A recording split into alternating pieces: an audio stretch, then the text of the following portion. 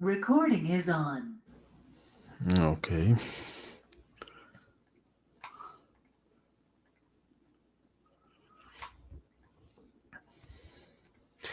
Para empezar la charla, voy a hacer uso de una herramienta llamada Photoshop, que creo que todos han escuchado en algún momento, así no la hayan utilizado nunca.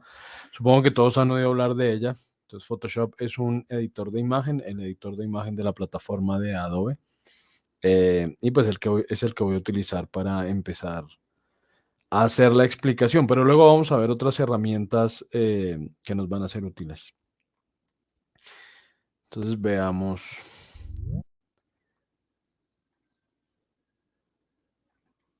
Ok, abramos aquí un par de imágenes.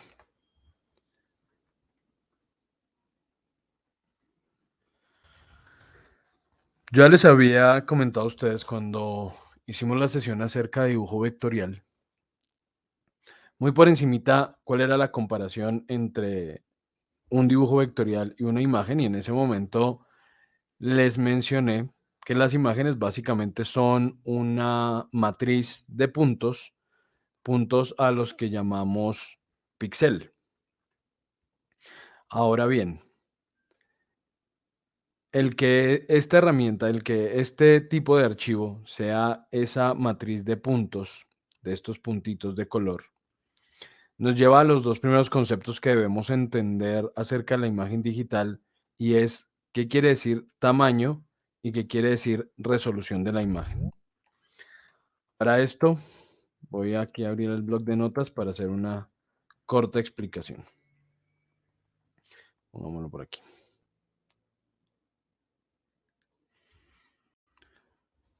Cuando hablamos de tamaño de la imagen, nos referimos a cuántos de estos puntos componen esa imagen en horizontal y cuántos la componen en vertical, es decir, cuántas filas y cuántas columnas de píxeles tenemos.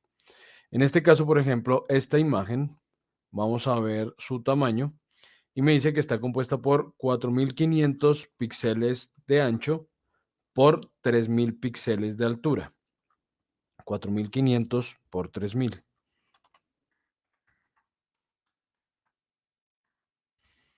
Si hacemos una multiplicación, veremos entonces que esta imagen está compuesta por 15 millones de píxeles.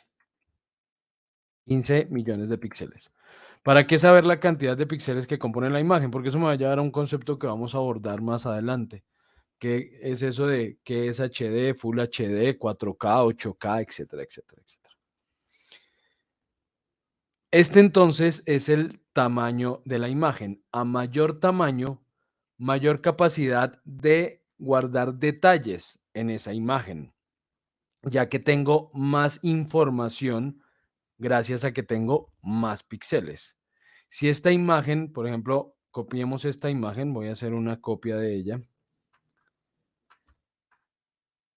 La voy a copiar, creo un nuevo archivo en el que pego esa imagen, pero le voy a bajar su tamaño. Imagen, tamaño, y vamos a cambiarla de 4500 a solo 1500, por ejemplo. 1500 por 1000. Ok. En este momento ustedes verán la imagen muy parecida. Se me perdió la del otro tigre. Ah, es esta. Ustedes en su pantalla muy seguramente ven la misma imagen o imágenes muy parecidas. Incluso puede que si están en un monitor desde su computador, puede que incluso se vea mejor esta imagen que esta. Pero ¿qué ocurre? Si nos acercamos a ver los detalles de esa imagen, veremos que en la que acabo de editar, muy rápidamente se pierden esos detalles. Miren cómo quedó el ojo del tigre. Mientras que en este caso contamos con mucha más información, ¿cierto? Miren la gran diferencia entre una y otra. Pero ese tamaño de la imagen frente al medio donde esa imagen va a ser vista, me lleva al otro concepto que debemos conocer hoy, que es la resolución. Entonces, esto es solo tamaño, mientras que veamos qué es la resolución. Cuando hablamos entonces de la cantidad de píxeles que compone esa imagen, les dije que eso nos llevaba al concepto de si la imagen era HD, Full HD, 4K, 8K. Veamos qué es ese concepto. Cuando hablamos de una imagen, por ejemplo, vista en un televisor, hasta hace 40 años era, o incluso un poco menos, incluso 30 años podría decir, era muy fácil saber a qué tamaño veíamos las imágenes en los televisores porque había un solo tamaño disponible en todo el mercado y era 720 por 480 píxeles.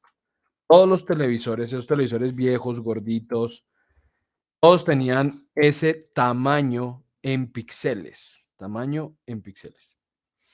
Pero a principios de siglo empiezan a aparecer televisores con tamaños diferentes, especialmente porque en principio se empiezan a adaptar monitores para que sirvan como televisor.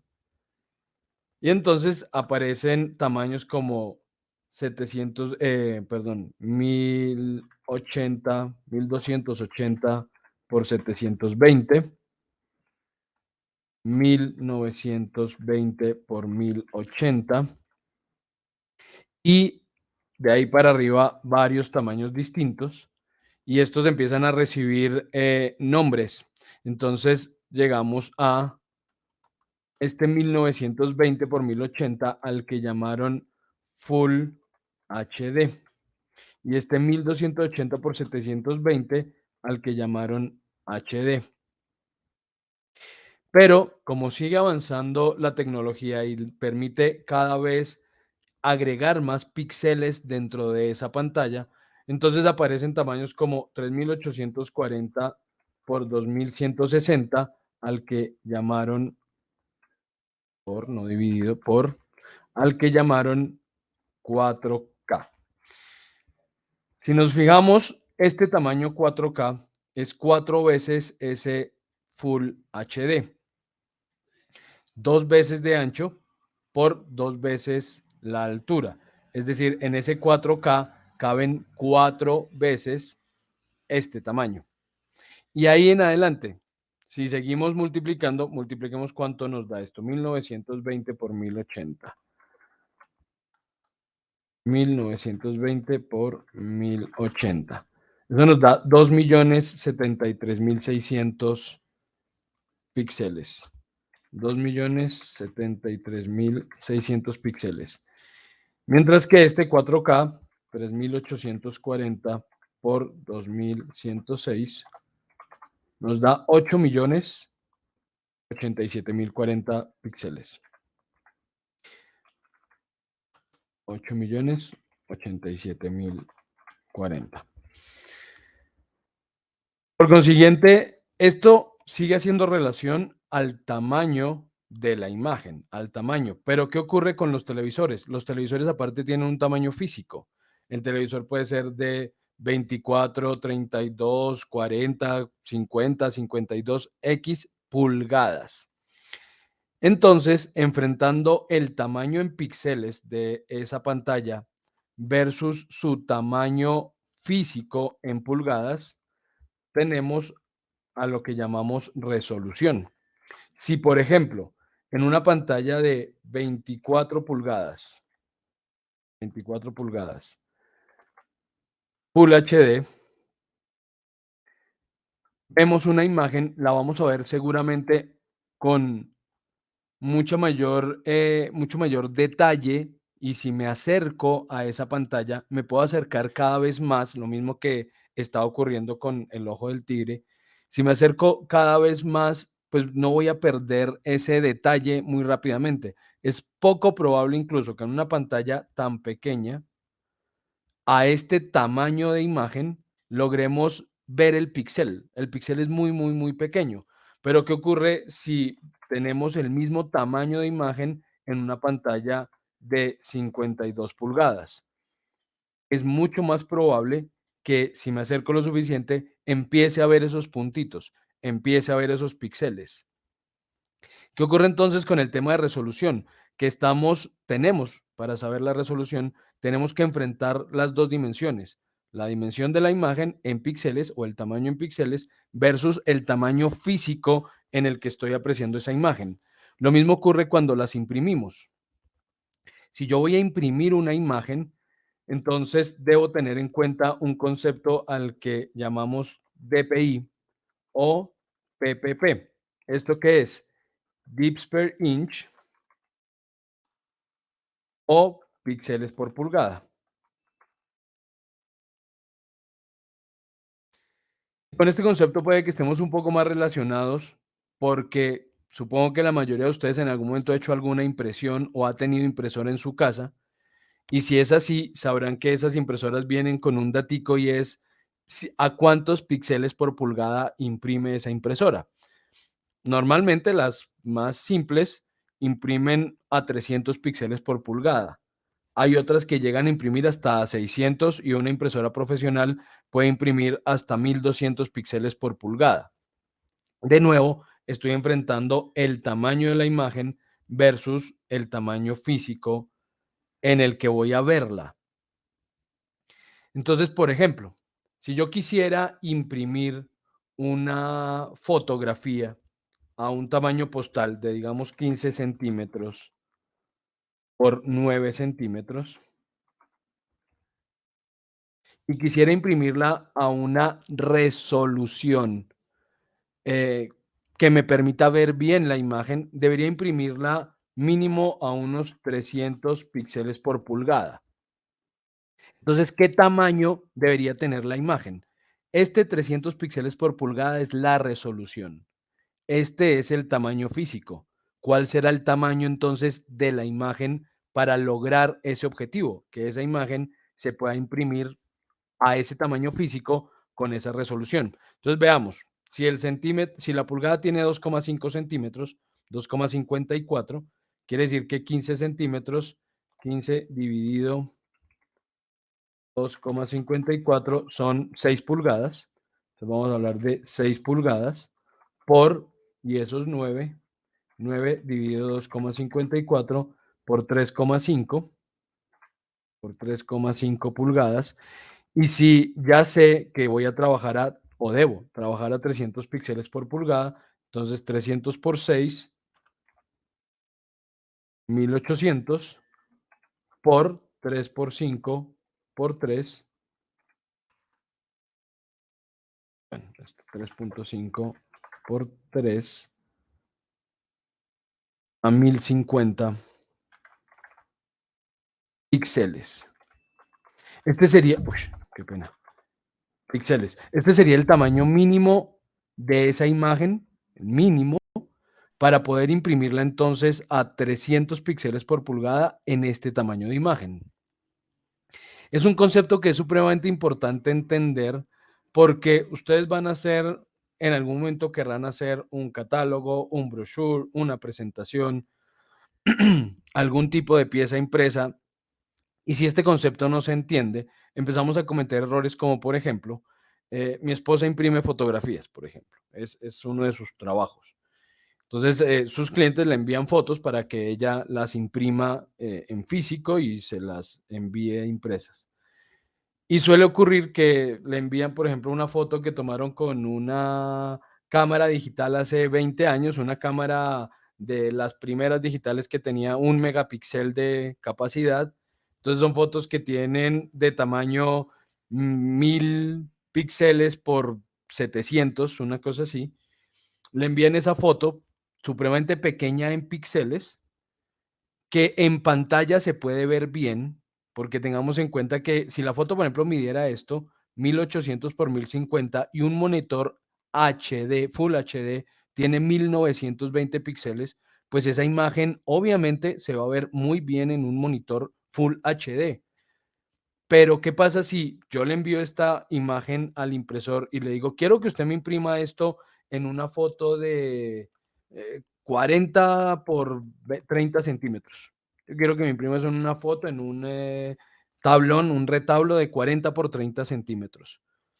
Pues que la cantidad de píxeles que componen la imagen no van a permitir que a ese tamaño se logre una buena resolución de la imagen. Por consiguiente, vamos a terminar viendo los puntitos de color en la impresión. Entonces, es cuando dicen se pixeló la foto.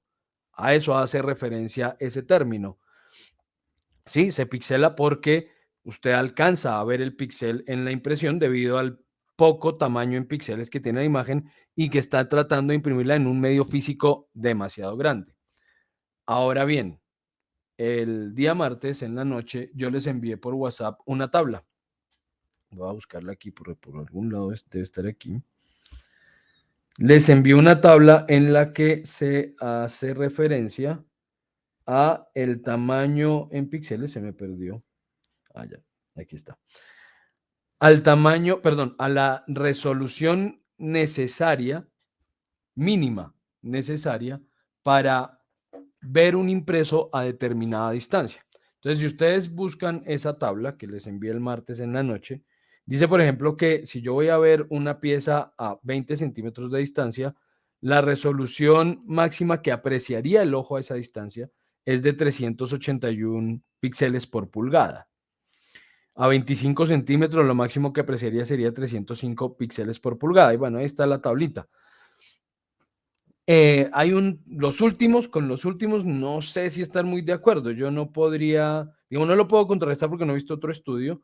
Este es el único que conozco, pero la verdad creo que a 16 metros, 5 píxeles por pulgada, que es la última que está en la tabla, se alcanzaría a ver el píxel. Creería yo que se alcanzaría a ver, porque es que a 5 píxeles por pulgada es esos 2.54 dividido 5, que haría de 5 milímetros cada píxel. Bueno, 5 milímetros a 16 metros, no, sí, muy probablemente no lo alcance a notar, ¿no? O sea, imagínense ustedes, 16 metros es más largo que usualmente lo que tiene un apartamento, una casa. O sea, una casa usualmente tiene unos 12 metros de fondo, de lado a lado.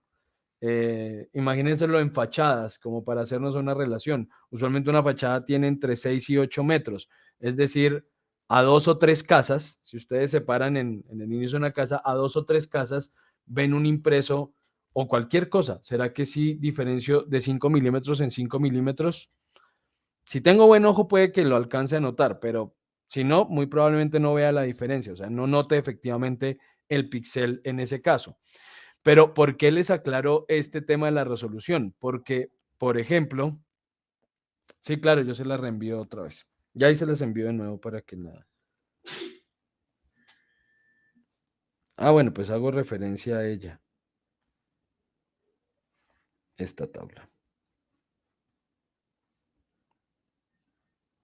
Listo, ahí la respondí para que la puedan ver de nuevo. Les enviaba esa tabla, no, con gusto, Sandra. Les enviaba esa tabla porque, por ejemplo, yo que trabajo en infoarquitectura, es decir, yo hago a lo que llaman renders para proyectos de vivienda o proyectos arquitectónicos. Me muevo mucho en todos estos grupos en los que se comparte información y una pregunta habitual dentro de esos grupos es, ¿a qué tamaño necesito yo hacer una imagen para una gigantografía, para una valla que mide 8 metros de ancho por 4 de altura? Entonces uno se imagina, si yo quisiera hacer una valla que midiera 8 metros por 4 metros, si quisiera trabajar a esta resolución a 300 píxeles por pulgada, que es lo que uno se acostumbra a que se trabaja en impresión mínimo, pues entonces esto nos daría una cosa absurda. 8 metros son 800 centímetros. Bueno, voy después a dividir. 800 centímetros son 800 dividido 2.54, son 315 pulgadas. Eso a 300 píxeles por pulgada nos daría un tamaño de imagen de 315 por 300 de 94.500 píxeles. 94.500 píxeles.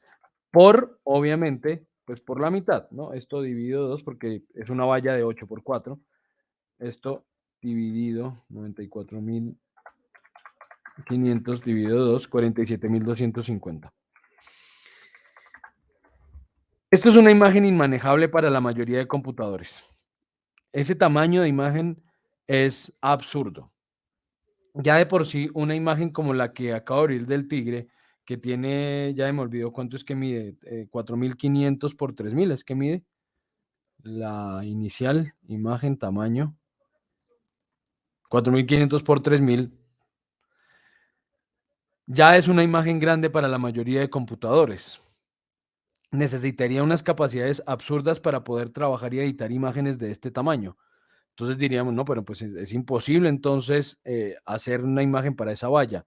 Pero es que, ¿a qué distancia va a ver el usuario una valla de estas dimensiones? Una valla de ese tamaño uno no la ve al frente, es decir, eso no lo ponen ahí en la calle.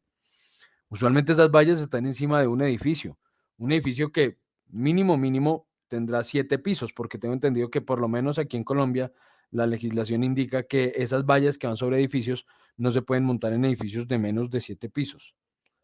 Por lo menos no sé si eso aplica en todas las ciudades, por lo menos así es en Bogotá. Por consiguiente, si contamos 7 pisos, uno dice 2,5 metros por piso, eso nos da 5, 15, como 17,5 metros solamente en altura, más la distancia a la que usted esté para poder ver la valla, mínimo unos 25 metros. Es la distancia mínima a la que alguien va a estar para ver esa valla. Por consiguiente, aplicaría el tema de podemos usar 5 píxeles por pulgada. ¿Y cómo cambia esto si usamos 5 píxeles por pulgada? Pues 315 por 5 a 315 pulgadas por 5. Eso ya nos da muy poquito, por eso digo que yo 1575. 315 pulgadas a 5 píxeles por pulgada nos daría 1575 píxeles de ancho por 700 y pico de alto. Pues creo que ya es muy poquito, la verdad, pero bueno, puede que efectivamente nos funcionara. Digamos que yo jamás he hecho una pieza gráfica que se imprima a menos de 50 píxeles por pulgada. Es como lo mínimo que yo he usado justamente para esas gigantografías. Pero bueno, repito, es importante, o lo que es importante en este caso es entender claramente qué es eso del tamaño de la imagen, cuántos píxeles la componen versus qué es esto de la resolución. Ese tamaño en píxeles versus el tamaño físico en el que voy a ver esa imagen, ya sea una pantalla o sea un impreso. Porque es que ese concepto de resolución se desdibujó mucho entre pues el común de las personas cuando empezaron a hablar de los televisores y que es resolución 4K. 4K no es una resolución, 4K es un tamaño de imagen. ¿Sí? La resolución es ese 4K versus cuántas pulgadas tiene el televisor. Eso sí es resolución. Entonces, para que lo tengamos muy en cuenta. Hasta ahí es claro el concepto de tamaño versus resolución de la imagen, o es aún un poco enredado. ¿Alguna pregunta o alguna duda que tengan al respecto? No, profe, todo claro. Igual mi impresión nos va familiarizando con los conceptos. Mil gracias. Ah, no, gracias, Sandra. Ah, perfecto. Claro, claro. Profe, Dime. yo me salgo un poquito del tema, pero la pregunta mía ¿funciona igualito para el tema de los proyectores? Claro, porque los proyectores, el Videobeam, por ejemplo, pues ellos también tienen un tamaño máximo de proyección y pues dependiendo de a qué distancia esté el proyector de la pared, es más grande o más pequeña la proyección. Entonces, si yo tengo un proyector, digamos, con no mucha capacidad, que usualmente un proyector de los económicos, entre comillas, me da resolución máxima HD 1220, ¿qué? 1280 por 720. Pues si yo lo pongo, por ejemplo, a 10 metros para proyectar sobre una pared grandota, pues se va a ver el píxel. Sí o sí el píxel se va a notar. Entonces sí, aplica también para proyectores. Gracias. Pero pues Ahí el tema vendría siendo lo de los lumens, ¿cierto? La diferencia. No, porque el lumen en un proyector lo que determina es qué tan lumínica es la imagen. Si no es muy bueno, si no tengo demasiados lúmenes, me toca apagar absolutamente todas las luces para que la imagen se vea. Un muy buen proyector con una gran capacidad en lúmenes perfectamente puede proyectar con las luces prendidas y se ve la proyección, se logra leer, se logra ver en la superficie donde esté proyectado. Entonces, lo que los lúmenes determina es la fuerza de esa imagen proyectada. No tiene nada que ver realmente con la resolución ni con el tamaño de la imagen. Es Gracias, solamente profe. la fuerza de la imagen. Ok, no, con gusto.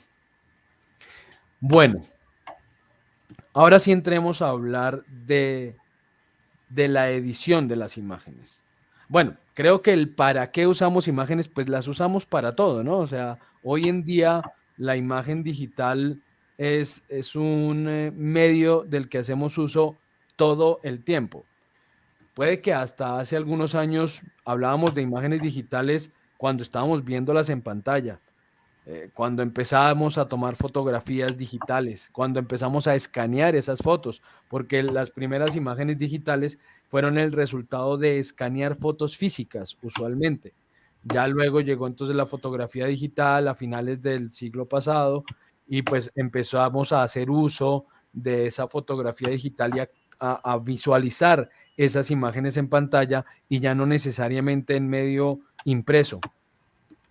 Pero pues hoy en día, teniendo cámara en el bolsillo todo el mundo, compartiendo esas imágenes todo el tiempo por servicios de chat o por redes sociales, en fin, pues la imagen digital ha abordado un campo que inicialmente o hasta hace algunas décadas tenía la imagen impresa.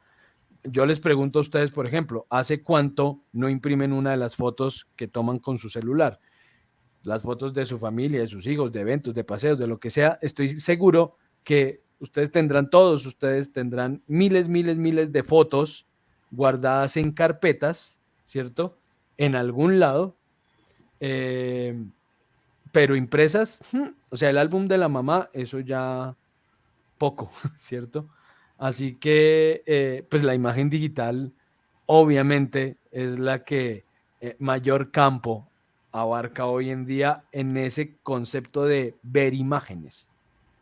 Entonces, por eso digo, creo que es innecesario aclarar para qué usamos las imágenes digitales hoy en día. Pues para cualquier tipo de tarea estamos haciendo uso de este tipo de imágenes. Entonces, hablemos de su edición. ¿Cómo edito yo una imagen? Hay dos procesos de edición dentro de las imágenes y estos procesos o estos métodos es importante entenderlos desde aquí porque vamos a retomar esos mismos métodos cuando empecemos a hablar de modelado 3D, que por cierto, de modelado 3D empezaremos a hablar la próxima semana. Ya la próxima semana voy a entrar en el tema de modelado. Y es que cuando voy a editar una imagen, en esencia, editar una imagen significa cambiar el color de un píxel. Se los muestro. Si yo, por ejemplo, hago un trabajo aquí con los niveles de la imagen. Voy a hacer aquí una pequeña edición. Alguien tiene abierto el micrófono, disculpen, revisen por favor. Vamos a ver los niveles de la imagen. Listo. Por ejemplo, esto es una imagen en RGB. Bueno, esto aplica al mismo concepto de teoría del color. Las imágenes pueden estar en escalas RGB o CMYK. Pueden estar en otras escalas dependiendo del formato, de lo que hablaré en un momento, pero digamos que en principio, al momento de editar, la gran mayoría de imágenes se encuentra en una de las dos escalas, o en RGB o en CMYK. Estas imágenes que les estoy mostrando están todas en RGB. ¿Cuál es la diferencia? Pues si yo voy a trabajar una imagen para ver en pantalla, pues la trabajo en escala RGB. Es decir, si es una imagen para compartir en redes sociales, para publicidad en medios digitales, para enviar por servicios de mensajería, para enviar por correo, para ver en televisión, para proyectar, para cualquier medio digital en el que vaya a apreciar esa imagen, lo ideal será que esa imagen se encuentre en escala RGB. Si esa imagen se va a imprimir, lo ideal será que esa imagen se encuentre en escala CMYK. Entonces, usualmente, cuando capturamos las imágenes digitales, siempre serán capturadas en escala RGB. Su celular captura en escala RGB. Las cámaras digitales capturan en escala RGB. Ya las cámaras profesionales, cuando toman la foto, toman dos fotos, o bueno, no dos fotos, guardan la imagen en dos formatos distintos. Uno, usualmente JPG, ya ahorita hablo de los formatos, repito, usualmente JPG que se encuentra en escala RGB y otro que se llama RAW, que no tiene esa escala, pero tampoco es escala CMYK, tiene una escala de color distinta. Entonces, pero para que lo sepan, porque voy a hablar de color y pues no había aclarado en qué escala se encuentran las imágenes. Ya que es RGB, que es CMYK, todo ese tema, pues eso lo hablamos en la segunda sesión del curso, pues de este eje temático, donde les expliqué en teoría del color, qué es eso de RGB, que es de CMYK y bueno, en fin. Entonces, por ejemplo, yo voy a cambiar los niveles de rojo de esta imagen y voy a aumentar aquí los niveles de rojo. Ok, entonces tenemos una imagen que es mucho más roja de lo que era antes, ¿cierto? Pero finalmente, el que la imagen se vea más roja, ¿qué fue lo que hizo? Pues cambiar el color de unos píxeles. Entonces, por ejemplo, teníamos estos, no veamos un espacio donde se vea más claramente. Estos píxeles que inicialmente eran como grises, cambiaron su color a un color o a una tonalidad rojiza. Eso es, al final de cuentas, lo que yo hago cuando edito una imagen. Cambio el color de sus píxeles. ¿Qué ocurre cuando hago el proceso de esta manera? Lo acabo de hacer por un método al que llamamos destructivo. ¿Eso qué quiere decir? Que si yo guardara la imagen en este momento, ya no tengo posibilidad de volver al color original. El color que asumieron ahora estos píxeles es el nuevo color de ellos, esa es la nueva información de la imagen y he perdido la información anterior. No la puedo recuperar. Aclaro, en este momento sí, porque pues tengo la opción de deshacer, opción que tienen casi todas las herramientas digitales, pues me refiero al software o a las aplicaciones de edición, todas tienen esa opción de deshacer. Entonces yo cometí un error, pues me devuelvo. Entonces, en este momento que estoy editando la imagen, puede que sí me pueda devolver, pero tengo que eliminar por completo esa modificación para volver a la información anterior. Y si no la elimino y llego a guardar la imagen y la cierro, he perdido por completo la información que tenía originalmente la imagen y la he reemplazado por la nueva información, proceso destructivo. Mientras que lo mismo puedo hacer en el caso de Photoshop, por ejemplo. No voy a hablar todavía de otras herramientas, pero en el caso de Photoshop aparece algo aquí que se llaman capas de ajuste. Y entre esas capas de ajuste yo puedo decir, bueno, voy a abrir los niveles. Y entonces aparece la misma ventanita que vimos hace un momentito y aquí yo le digo, voy a cambiar las intensidades de rojo y voy a aumentarle el rojo. Listo, mucho, mucho. Ok, listo, cambié la intensidad de rojo. En principio vemos el mismo resultado que habíamos visto hace un momento, pero ¿qué ocurre en este caso? Se ha creado algo llamado capas. Las capas son niveles. Imagínense ustedes acetatos, ¿sí? Como si yo tuviera esa imagen, encima le pusiera un acetato y sobre ese acetato hiciera modificaciones o dibujar otras cosas. Luego encima otro acetato e hiciera otras cosas. Por ejemplo, yo aquí voy a crear una capa más y en esta capa voy a dibujar algo. Voy a hacer un círculo y ese círculo lo voy a llenar de color rojo. Listo. Ok. Pero este elemento rojo es un elemento que se encuentra en una capa distinta a la capa en la que está la imagen. Es decir, yo la puedo mover y no ha pasado nada con los píxeles que están detrás de ella. Si lo mismo hiciera en una imagen sin crear capas, digamos sobre la misma imagen, si hiciera la misma operación, listo. En este caso, yo ya reemplacé el color de esos píxeles que estaban ahí detrás, que seguramente la mayoría serían verdes al ser pasto, y reemplacé el color de esos píxeles por este rojo. Esto yo ya no lo puedo mover, ¿sí? Ya esto hace parte de la misma imagen.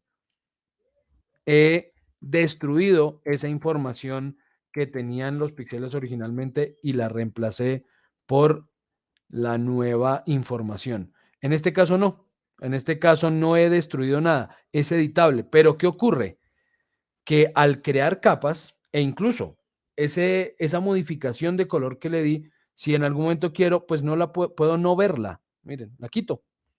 Y no necesariamente la tengo que quitar, simplemente puedo apagarla por un momento. Yo digo, bueno, esto está bien, pero quiero ver la información original por un momento, o en algún caso podría decir, voy a crearle a esto una máscara, y en esa máscara entonces yo voy a hacer aquí una selección medianamente rápida. Digamos que voy a medio seleccionar aquí a este señor así rápidamente. Bueno, me perdonará ahí la selección tan terrible que voy a hacer, pero trabajo con mouse, no tengo aquí tableta digitalizadora, entonces hacer una selección bien hecha con el mouse es un poquito complicado, pero bueno, y además tampoco me quiero demorar demasiado en el tema. Entonces supongamos que yo selecciono aquí al señor. Ok, algo así, tararara, listo. Y digo, quiero que el efecto solo aplique fuera del señor o dentro del señor. Y entonces voy a dibujar sobre esa capa. Y porque no me está dejando hacer la máscara.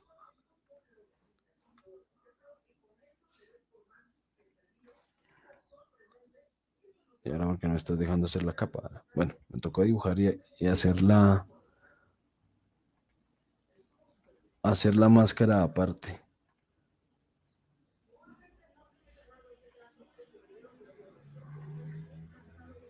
Listo, pintemos sobre esta. Ok, vamos, pintamos sobre esta, listo, ok. Y esto luego lo voy a convertir en máscara de...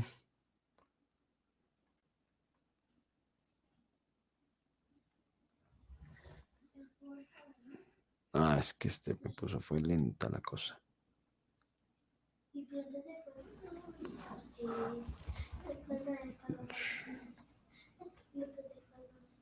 No, no me está dejando enmascarar. Debe ser que tengo algún problema aquí con la tarjeta de video en este momento. Pero bueno.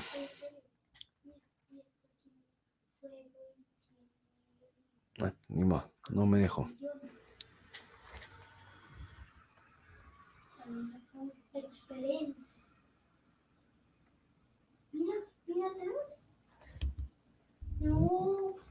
Bueno, ni modo. Ah, ya, por fin. Ahora sí voy a quitar esto, sí, ok, voy a quitar esto otro.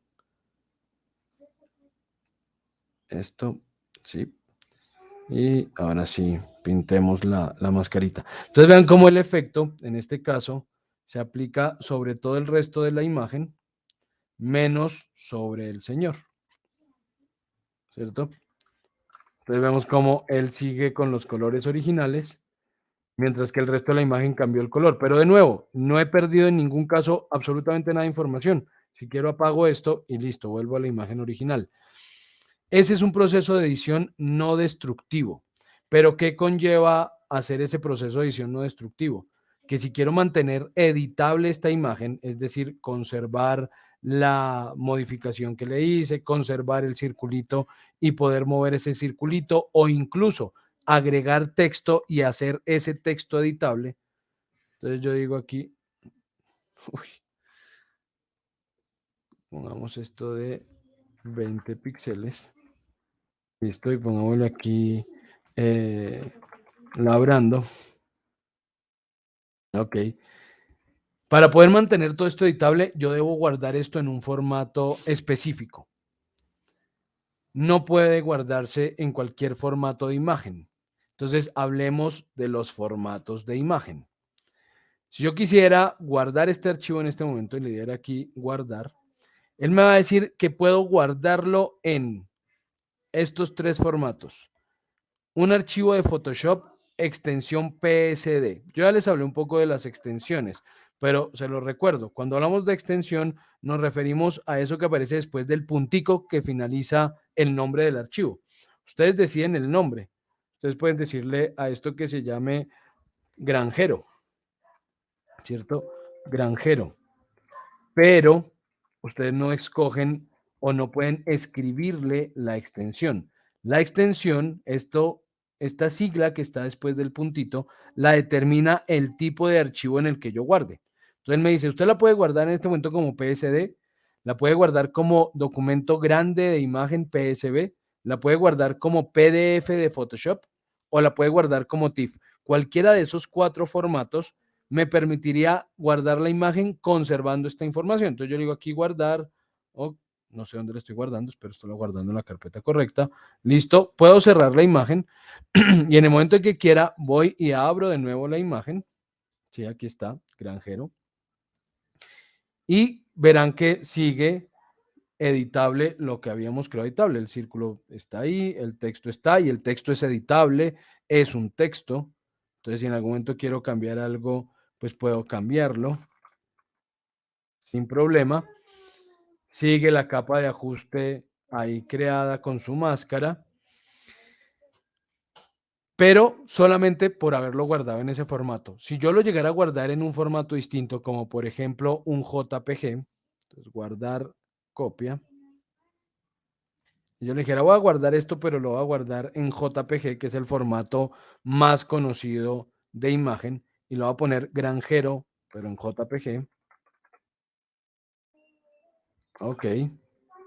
Y cerramos esto. Y abrimos ahora el granjero, pero el JPG. Ya absolutamente nada es editable. Ya todo es simplemente píxeles. ¿Sí? Son simples píxeles. Ya no puedo editar absolutamente nada. He perdido la información original de la imagen por la información que fue reemplazada al momento de editar.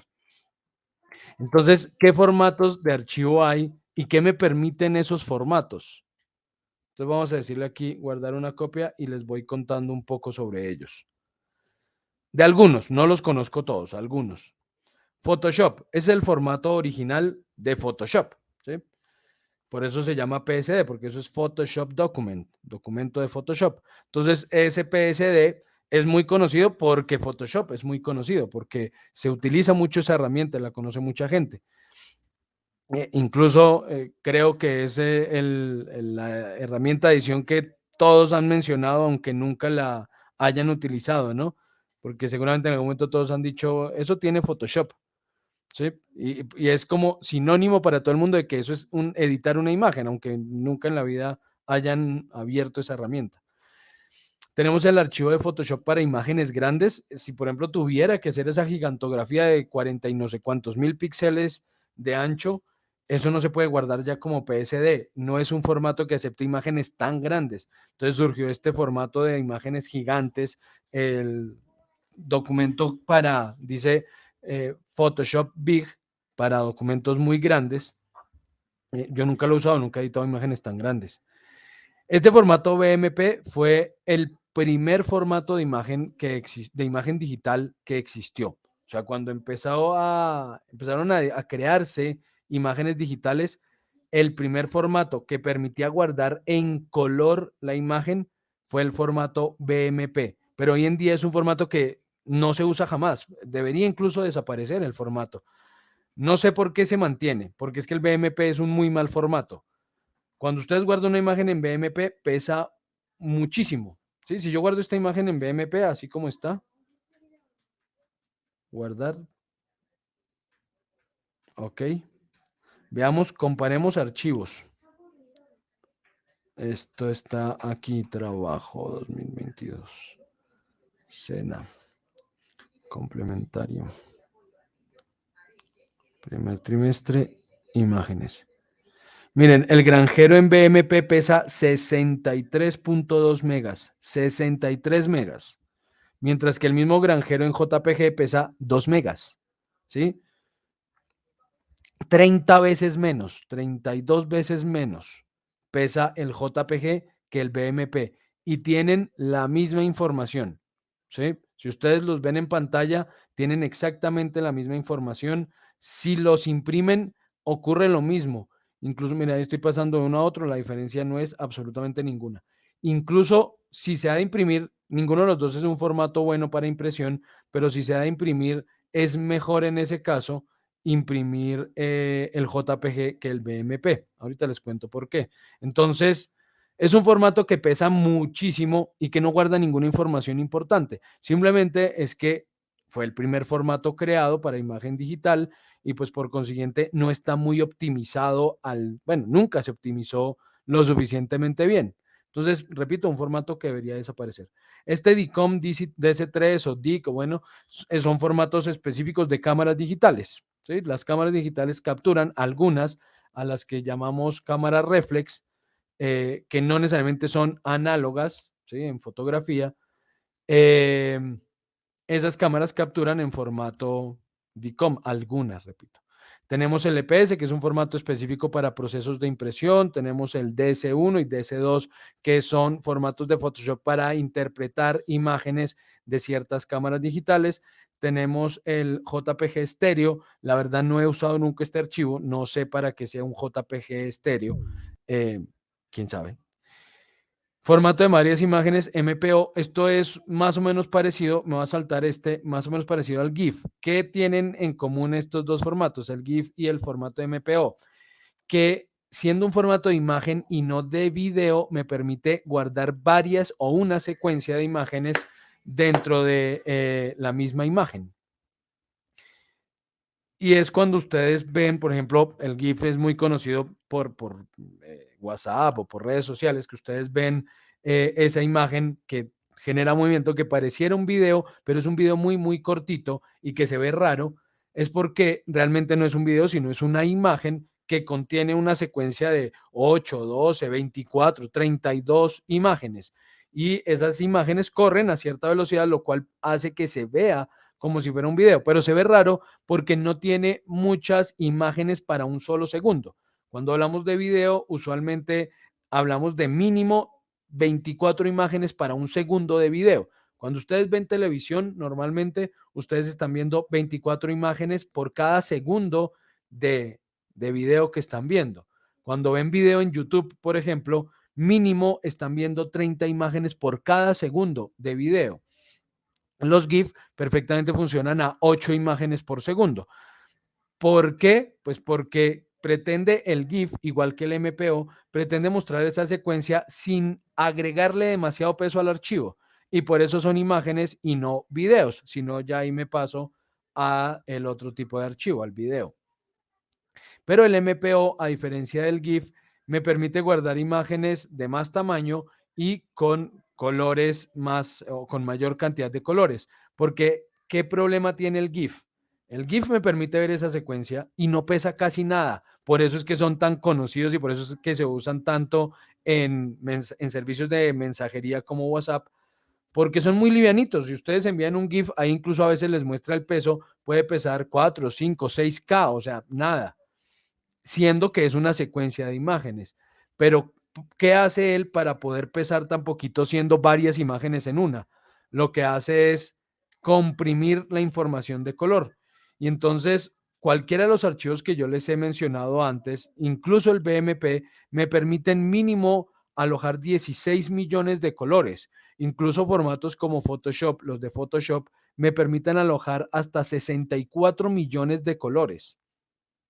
El GIF solamente permite alojar 256 colores, nada más, 256. ¿Qué es lo que él hace entonces? Cuando yo voy a guardar una imagen como GIF, se los voy a mostrar aquí, no tengo que tener una secuencia. Digamos, esta imagen, primero la tengo que achicar porque el GIF no se puede guardar con imágenes grandes. Entonces voy a tomar esta imagen y voy a pasarla, usted es gigante, de 6000 por 4000. Voy a pasarla, por ejemplo, a 600 por 400 píxeles. Listo, una imagen chiquitita. Ok, listo. Entonces ya empezamos ya perdimos calidad en la imagen, pero bueno. Y esta imagen que no tiene tanto color, digamos que es una muy buena imagen para convertir en GIF. Yo le digo a esto que voy a indexarle el color.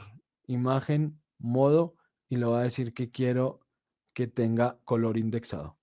Entonces me dice, ¿cuántos colores quiere indexar? Entonces yo puedo decirle a la imagen que tenga 12 colores, 16 colores o hasta 256 colores, incluyendo blanco y negro, que todas las imágenes en algún punto tienen blanco, blanco o negro, negro. Listo, blanco y negro. Entonces le digo, ok. Y en este caso, como esta imagen no tiene demasiada información de color, ¿sí? Entonces básicamente eran verdes y cafecitos.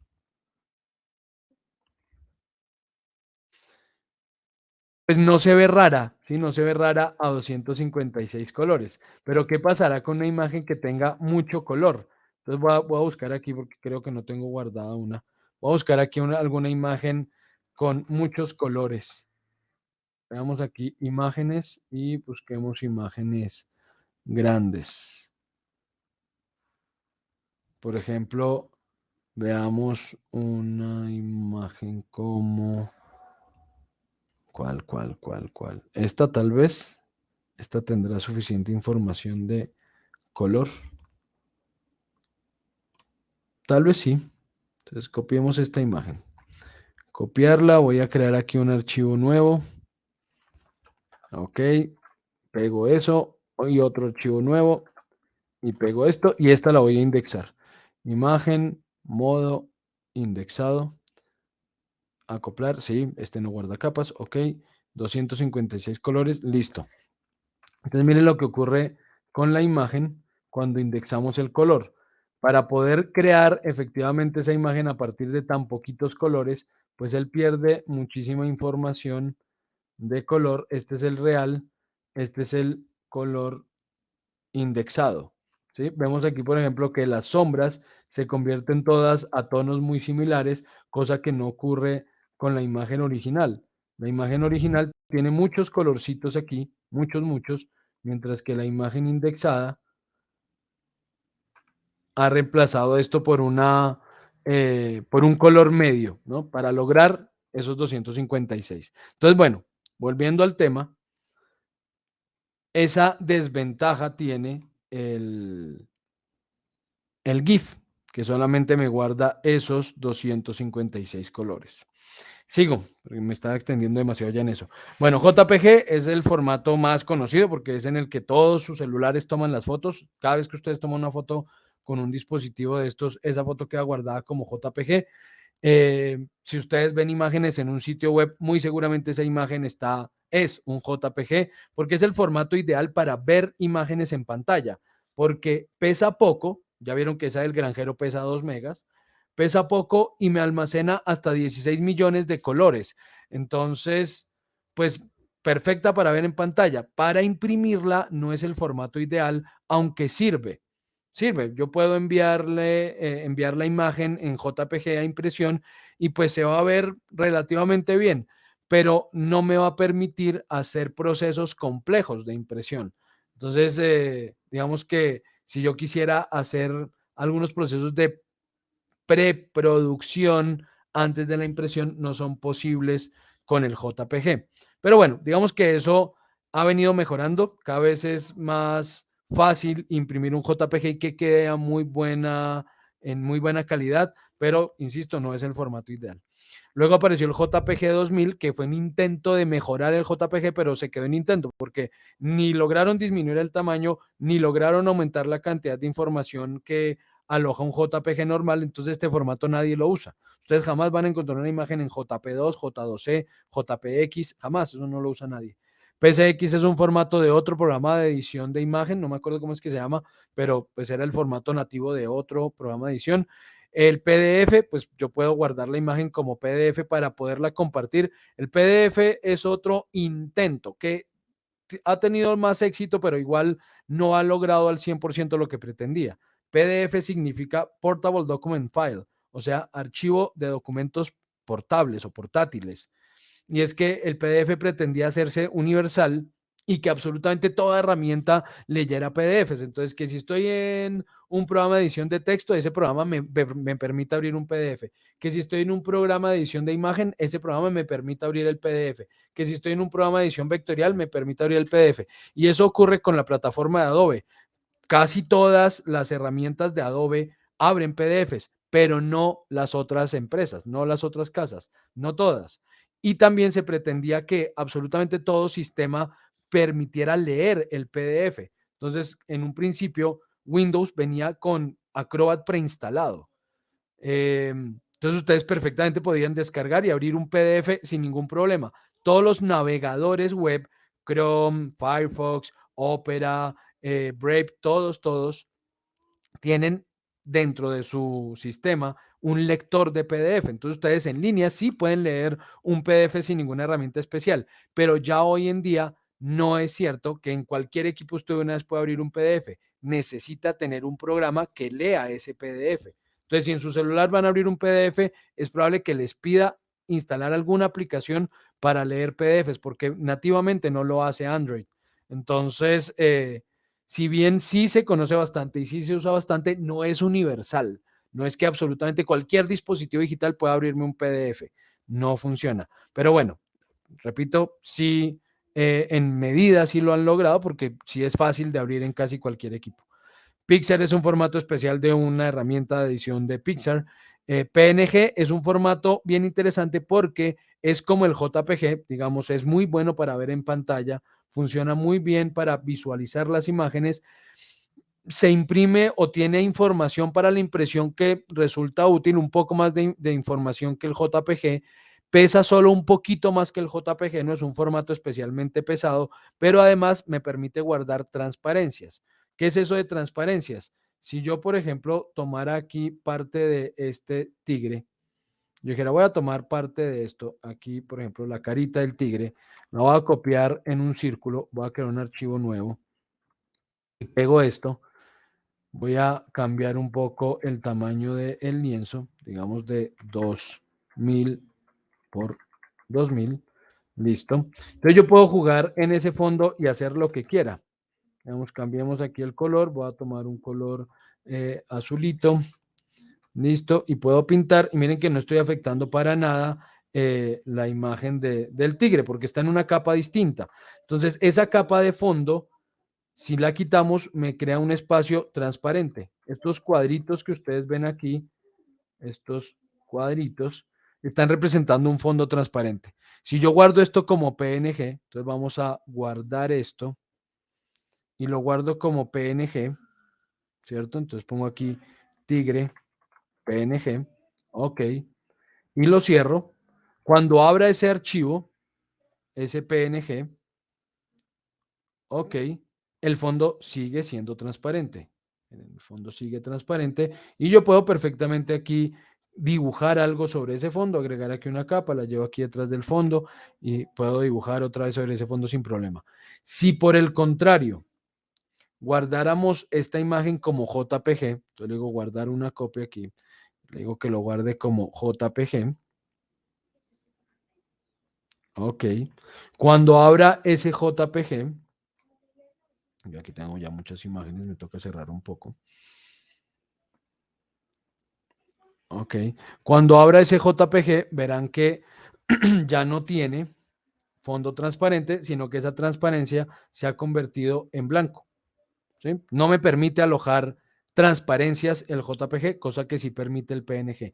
Entonces, es un formato bien interesante, como les digo, porque tiene las mismas capacidades que el JPG, incluso un poco más, y además me permite guardar capas transparentes. Bueno, no capas, capas transparentes. Porque eso es otra característica de estos formatos. Ninguno de ellos, con excepción de los 4 que les mostré primero, los de Photoshop, el TIFF y me olvidé el otro, ellos guardan capas. Los demás no bueno, el PDF de Photoshop. Esos formatos me permiten alojar capas, los demás no. Los demás todos van a comprimir toda la información a una sola capa. Entonces pierdo toda posibilidad de edición. Luego tiene el bitmap portable, un intento de hacer el bitmap más liviano, otro mal intento porque tampoco es que pese poquito. Luego viene el formato RAW, otro formato específico de las cámaras. Yo les dije hace un momento, cuando tomo una foto con una cámara profesional, esa foto siempre guarda dos archivos. Un JPG que ya tiene alguna edición por parte de la misma cámara para que la foto se vea bien y un formato RAW que no tiene información o que si lo viéramos, veríamos una imagen súper opaca. Ya les voy a contar por qué. Este formato no lo conozco, Cytex, supongo que es de alguna herramienta también que desconozco. Targa es un formato ideal para usar imágenes cuando vamos a editar video. Entonces, si yo quiero que esta imagen vaya para la edición de algún video, lo ideal sería guardarla en Targa por el tipo de información de color que almacena el TGA, pero pesa hartísimo. O sea, pesa mucho, mucho. El TIFF es el formato ideal para impresión. Entonces, yo voy a imprimir la imagen, debería, por un lado, pasarla a escala CMYK y por otro lado, guardarla en formato TIFF. Es el ideal para los procesos de impresión por el tipo de información que guarda. Pero pesa también muchísimo, muchísimo, muchísimo. O sea, 20 veces más que un JPG. Y por último, el formato WebP, que es también un formato para la web, un formato incluso más pequeño que el JPG, pero que solo se ve en un navegador. O sea, ninguna herramienta me permite ver esas imágenes si no estoy en un navegador. Otra vez, Chrome, Opera, Firefox, el que sea, pero tengo que estar en un navegador para verla. No lo abren otras herramientas. Entonces, si bien es un buen formato para imágenes que van a ver en la web, no tanto para otros usos. Entonces, y es muy, muy livianito. Eso sí pesa incluso menos a veces que el JPG.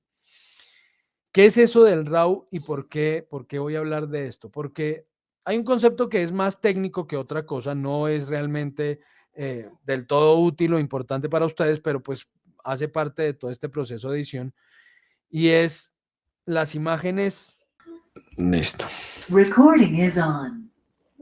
Y es que las imágenes, cuando ustedes la ven en pantalla, la imagen tiene un postprocesado. Es decir, la imagen ustedes la ven distinta a cómo realmente interpreta la imagen el sistema digital. Hay un proceso previo para que ustedes puedan ver la imagen y la vean bien, porque las imágenes realmente no tienen esta información. Entonces, eso me lleva a un concepto y un formato de archivo que posiblemente ustedes alguna vez hayan escuchado y es las imágenes HDR. Si ustedes buscan imágenes HDR en Google, encuentran imágenes de este tipo, que se ven raras, ¿cierto? Las vemos raras.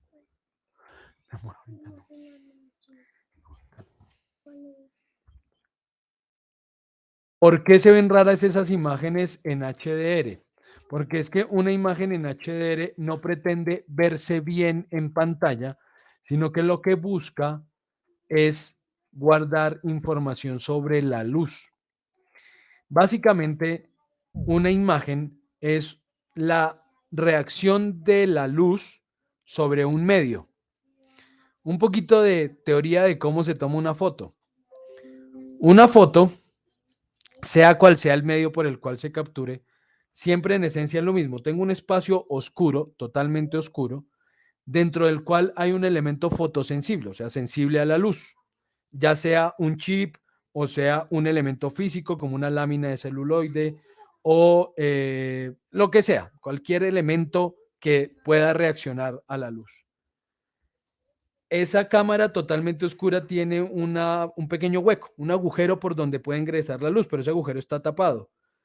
Cuando ese agujero se destapa, ingresa la luz por ese agujerito y esa luz que logra ingresar reacciona con ese medio físico fotosensible y se crea la imagen. A ese proceso de abrir por un momento ese agujerito para que logre entrar luz en ese espacio físico, le llamamos en fotografía obturar. Y el tiempo que ese agujerito esté abierto para que entre luz es el tiempo de obturación. Entre más tiempo esté abierto, más luz captura. Y entonces eso me lleva, voy a abrir aquí una imagen. Por aquí tengo una imagen, creo que está por acá. Sí, vamos a abrir. ¿Cuál tengo yo aquí? No. Estas no.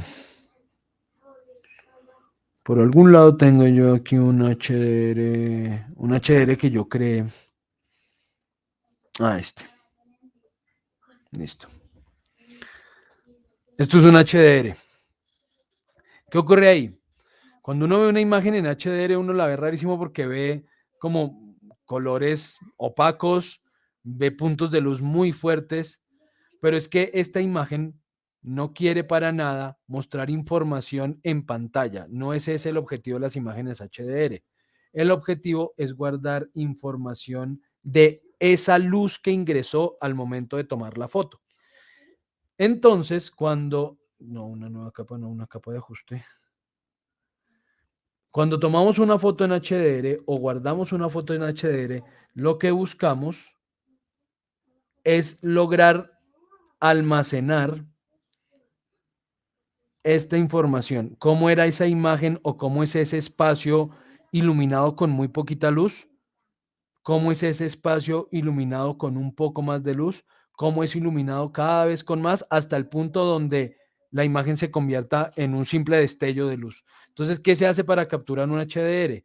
Uno toma la foto del espacio con muchos o con diferentes niveles de exposición. Entonces, voy a darles números que para algunos posiblemente no sean entendibles, pero tomo la foto a una milésima de segundo. Entonces, tan rápido puede que capture, si no tengo mucha luz, puede que capture muy poquita luz. Entonces, tengo una imagen así, con muy, muy poquita luz.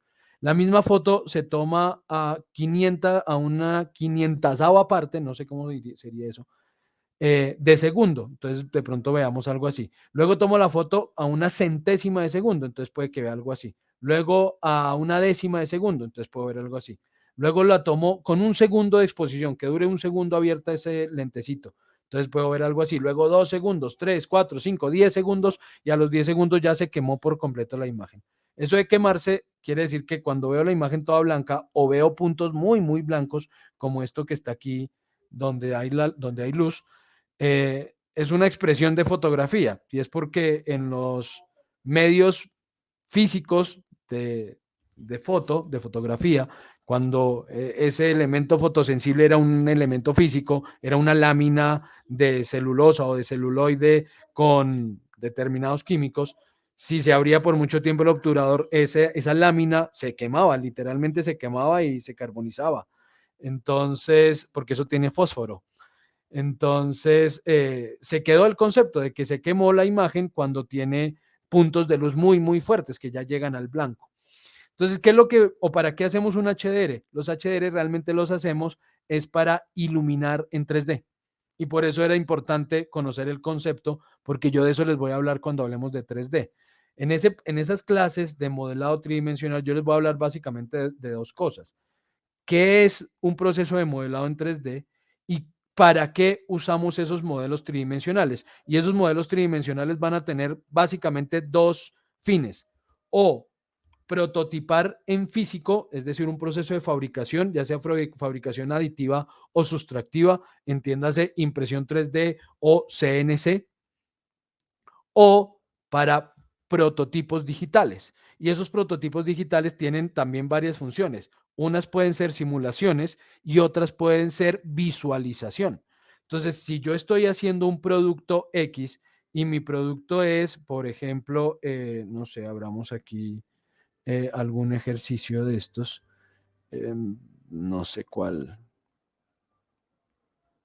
esto, ¿sí? Si mi producto es algo de esto que está aquí, la mallita para la botella, pero yo no la tengo hecha en principio, pero quiero mostrarle a un grupo de inversionistas cómo es el producto para convencerlos de que inviertan y poder desarrollar los prototipos físicos y etcétera, pues yo puedo usar una herramienta de modelado 3D que me permita agregar materiales, que me permita iluminar y y lograr esto. Esto que ustedes están viendo no es una foto, es un render.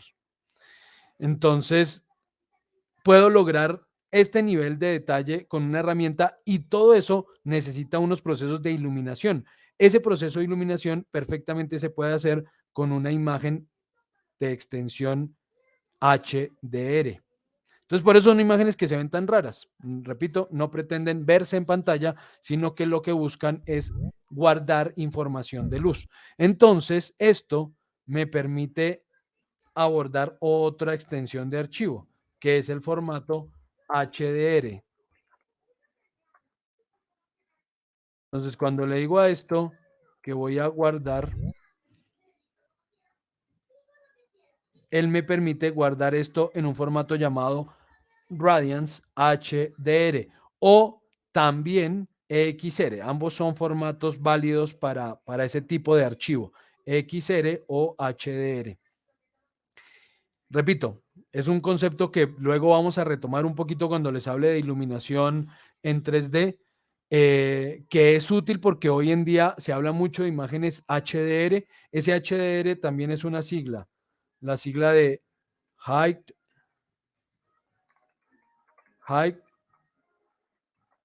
Dynamic Dynamic, creo que es así que se escribe, no estoy seguro de si creo que, o es al contrario, no creo que es al contrario. Sí.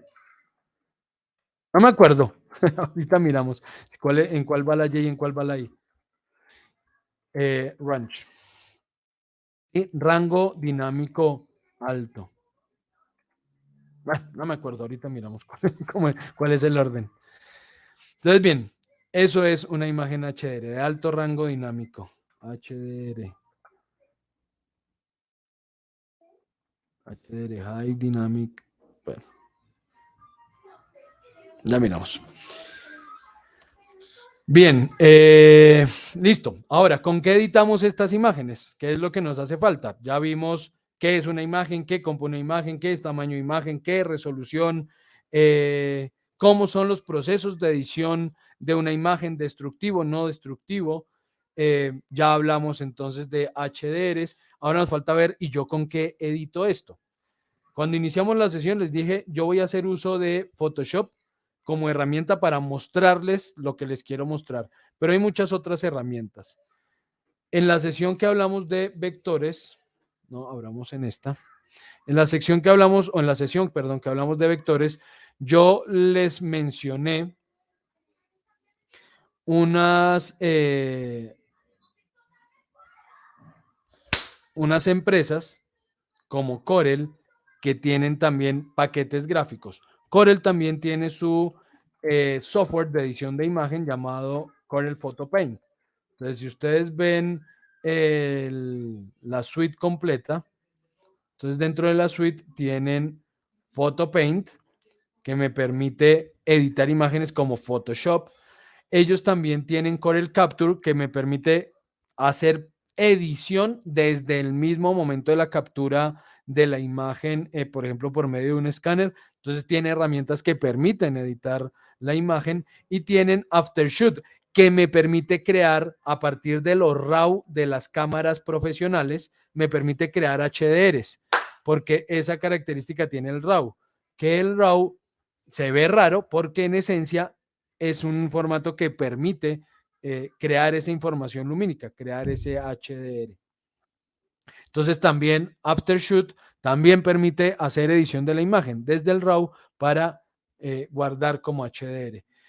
Pero también tenemos la versión de Inkscape. Recuerden que Inkscape fue la herramienta que yo les recomendé gratis para descargar e instalar. Les dije, si no tienen, nunca han usado un programa de edición vectorial y quieren empezar a conocer ese mundillo y, por ejemplo, hacer sus logos, etcétera, en versión vectorial, pues descarguen Inkscape, que es gratis, que está para toda plataforma, que es relativamente sencillo, pero me permite un nivel interesante de dibujo. Pues la versión de Inkscape para edición de imagen se llama GIMP, pero es este GIMP GNU, porque GIMP básicamente son dos herramientas. GIMP, por un lado, me permite o tiene esta herramienta para editar imágenes GIMP GNU, ¿cierto? Está o trabaja incluso de la mano con Inkscape. Es una plataforma de código abierto. Ustedes pueden descargar tanto el software para instalarlo, ¿cierto? Download GIMP, como también pueden descargar el código del programa para, para desarrollar sobre él y programar sobre él y agregarle herramientas y en fin. Entonces es una herramienta y tiene más o menos la misma, las mismas capacidades que tiene Photoshop. Me permite crear capas, me permite hacer edición destructiva y no destructiva, me permite trabajar con texto, me permite hacer capas de ajuste, en fin, digamos que tiene procesos muy parecidos, no está tan quedado con respecto a herramientas de pago como Photoshop o Corel Photo Paint. Pero, de nuevo, pues tengo que descargar e instalar esa herramienta. No es para edición en línea. Y además, GIMP también es una herramienta colaborativa para desarrollo web. Entonces, hay que tener cuidado cuando vayan a buscar GIMP, que entren al que es. El que, repito, es GIMP GNU, ¿sí? GNU Image. Este es el que me permite editar imágenes. El otro GIMP, si ustedes buscan aquí GIMP, este GIMP.org es una herramienta colaborativa para desarrollo web que trabaja con imagen, pero tiene otras funciones aparte de la edición de imagen, ¿no? Entonces, para que lo tengan muy en cuenta. ¿Y qué pasa si quiero no descargar o no quiero descargar nada, no quiero ponerme a instalar nada? Pues también tenemos herramientas online para edición de imagen. Entonces, si buscamos edición de imagen online, vamos a encontrar muchísimas opciones. Por ejemplo, BeFunky, Photor, PhotoFancy, Pixel. Estas herramientas, Canva, del que hablamos también la semana anterior, Canva también me permite editar imágenes online. ¿Y por qué no me está abriendo en esta? Abrir en una pestaña nueva. ¿Ves? Yo pensé que las estaba abriendo. Abrir una pestaña nueva, hablamos Canva. Ventajas y desventajas de estos editores online. Lightroom. Ok, Lightroom. Busquemos Lightroom. Yo sí alguna. Pero Lightroom. Es que Lightroom es de Adobe. Sí, es un editor online. Pero si yo no tengo licencia, tampoco lo puedo usar. O sea, este es de pago, ¿cierto? Supongo que puedo hacer probar el software por un rato, por un tiempo, pero igual tengo que crear usuario, iniciar sesión en Adobe, etcétera, etcétera. Pero hay una herramienta de edición de imagen que es bastante buena y que no nos cuesta. Solo que ahora me olvidé de la ruta. Me toca buscarlo porque me olvidé de ¿cómo se llama? En este momento se me fue el nombre. Bueno, ya lo busco.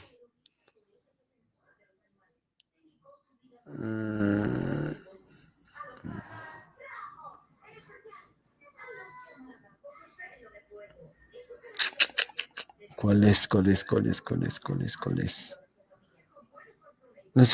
Bueno, no, este no.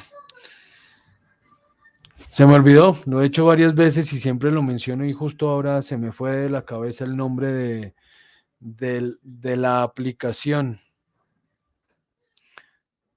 Bueno, ya la encontraré. El tema de estos editores de imagen en línea.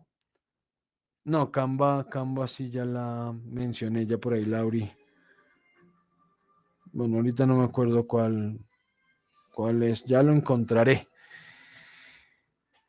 El problema de estos editores en línea es que la mayoría de ellos tienen un serio problema y es que sí, me dejan editar, pero la gran mayoría no tienen procesos de producción no destructiva, por ejemplo. La gran mayoría.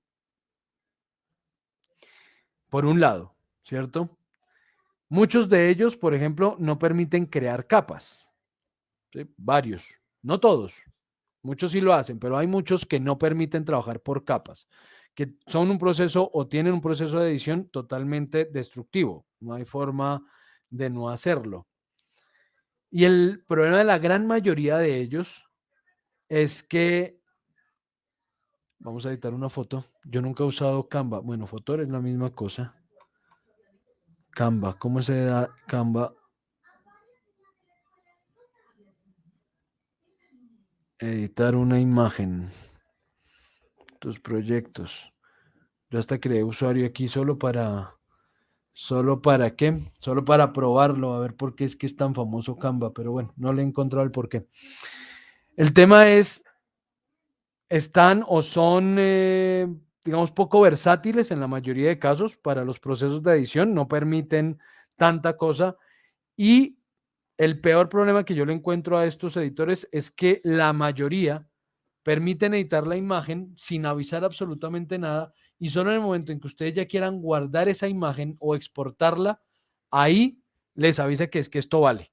¿Sí? Entonces les dice, ah, claro, cree su usuario, inicie sesión y pague alguna versión pro para que usted pueda hacer eso, para que usted pueda guardar. Muchos me permiten guardar en JPG el resultado, listo, pero de nuevo, un formato que no es editable, es decir, que no guarda información que yo después pueda editar. Ya saben, el JPG comprime todo y deja simplemente una información de color en cada píxel y listo. Pero si yo quiero guardar las capas que creé o los textos o mantener un formato editable, para eso me cobran, sí o sí me cobran. Y es molesto, o sea, lo mismo que les dije con los vectores. Si va a valer, pues dígame desde el principio, oiga, usted esto le vale, lo que quiere hacer le vale tanto, o sea, este software le vale, o esta herramienta le cuesta tanto, listo, si yo ya sé que cuesta, pues yo ya sabré si la compro o no la compro. Pero eso, o al menos avisen desde el principio, ¿no? Usted va a poder editar la imagen, pero para poder hacer esto y esto, tiene que comprar la versión profesional o pagar tanto o lo que sea. Eso es lo que me molesta de estas herramientas, que no avisan eso y que cuando ustedes ya llevan 2 horas trabajando y llegan al resultado que esperan, entonces ahí es donde les avisa que, que les costaba poder usar esa herramienta. Entonces ahí es el problema o es el que tengo con este tipo de herramientas. No me acuerdo cuál era. Voy a buscarlo. Imposible que no me lo encuentre. Ah, este es Lightroom. Permítanme porque sé que lo voy a encontrar. Editor de imágenes online gratis. En algún lado aparece ese editor porque tengo que acordarme cómo es que se llama. Es la versión de Jambas, que yo les hablé de Jambas para hacer dibujo vectorial, que es un editor con bastantes posibilidades, totalmente gratis y de seguro gratis. Y hay una versión así para editar imágenes y no la recuerdo. Bueno, ahorita que me acuerde yo o es más, yo creo que yo les envié el martes, yo les habré enviado el enlace, tal vez yo se los envié ahí cuando les envié esto de las imágenes, a lo mejor les envié los enlaces, no se los envié por ahí. Pero bueno, lo busco y les envío el enlace para que lo prueben. Les quiero recomendar, ya para terminar, herramientas de edición para móviles, que hay muchas, y yo les recomiendo una especialmente que se llama Snapseed.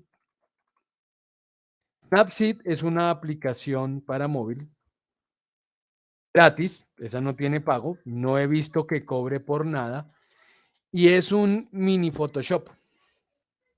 Tiene un poco de opciones que es raro en herramientas de edición de imagen para móviles, porque por ejemplo, Instagram es un editor de imágenes. Eso de poner filtros es editar una imagen, pero es un proceso destructivo. Ustedes le ponen el filtro y él les deja guardar una copia de esa imagen, pero eso no es editable. O sea, no es que yo lo guardo con filtro y entonces me queda el filtro junto con la imagen guardada, si yo después puedo mirar si lo quito, si lo pongo, si lo muevo. No. Él lo aplica, ustedes determinan la cantidad que quieren de ese filtro y guardan una copia de esa imagen ya con el filtro aplicado. Entonces, es un proceso destructivo de edición. Snapseed tiene procesos no destructivos de edición. Permite crear capas, permite guardar texto y tiene un formato nativo de Snapseed donde ustedes pueden guardar la imagen y conservar toda esa información que quieren mantener editable para luego sí exportar el JPG ya con la imagen resuelta. Esa imagen que yo les envié ese día es una imagen editada en 2 minutos con Snapseed y encuentran ustedes cualquier cantidad de guías tutoriales sobre esta herramienta. Yo les hablaba el martes, perdón, y lo mismo en la charla que di el jueves por la noche, de yo qué herramienta debo escoger para trabajar, especialmente cuando no sé. Oiga, yo sí tengo un catálogo, quiero sacar un catálogo de productos, de nuevo, como siempre lo digo, pues lo ideal es contratar un profesional que sepa del tema y me ayude con esas tareas. Pero si no puedo, si es que yo estoy empezando y no tengo el capital, pero yo tengo es una línea de productos, no sé, hago tejidos a mano, entonces hago, no sé, diferentes tipos de piezas, ¿no? Guantes y gorros y carpetas y ta, ta, ta, ta, ta. Pues yo no tengo para contratar un fotógrafo y un diseñador gráfico y esto que me ayuden a hacer un catálogo, pero quiero hacer un catálogo al menos para montar ese catálogo en WhatsApp y que la gente pueda ver el catálogo por ahí o para montarlo en redes sociales. Entonces quiero editar un poquito las imágenes, arreglarlas un poquito, hacerle ciertas cositas. ¿Qué herramienta escojo? No busquen la herramienta por lo famosa de ella. Es decir, pensar de una vez en empiezo con Photoshop es difícil. ¿Por qué es difícil? Porque si no saben nada, la curva de aprendizaje de Photoshop es amplia. Es decir, van a necesitar invertir harto tiempo para aprender a usar esa herramienta. No se guíen por las que sean gratis solamente, porque ya les dije, gratis, gratis, gratis, no hay nada. Entonces, en algún lado, por algún lado, querrán cobrarme lo que hice con esa herramienta, ¿no? Entonces, complicado. ¿Cuál herramienta busco? Busquen la que tenga una comunidad más grande detrás. Esa es mi recomendación y es la que siempre haré. ¿Cómo es eso de qué comunidad tiene detrás la herramienta? Por ejemplo, veamos GIMP.